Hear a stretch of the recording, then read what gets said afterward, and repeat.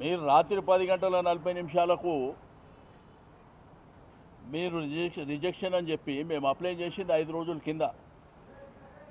ఒకవేళ మీరు నిన్ననో మొన్ననో రిజెక్షన్ చేస్తే మేము కోర్టు ద్వారా పర్మిషన్ తీసుకుంటుంటాం. ఈరోజు ముఖ్యమంత్రి గారు ఎక్కడన్నా పోతేనేమో అందరిని అరెస్ట్ చేస్తున్నారు ప్రతిపక్ష పార్టీలని. వాళ్ళేమో ఇష్టానుసారం ర్యాలీలు చేసుకోవచ్చు.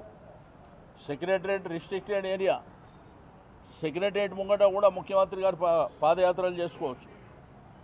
కానీ ప్రజాస్వామ్యం లోపల మాకు హక్కు లేనట్టు మా అస్తిత్వం, మా సికింద్రాబాద్ ప్రజలు 220 సంవత్సరాల చరిత్ర ఉన్నటువంటి మా ప్రాంతాన్ని,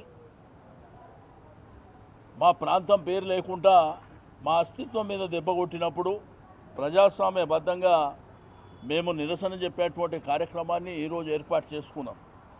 మీరు చూస్తే ఒక కర్ఫ్యూని తలపించే విధంగా కొన్ని వేలాది మంది పోలీసులు పెట్టి ఎక్కడదక్కడ అరెస్టుల పర్వం కొనసాగించడం అనేది దుర్మార్గమైనటువంటి చర్య.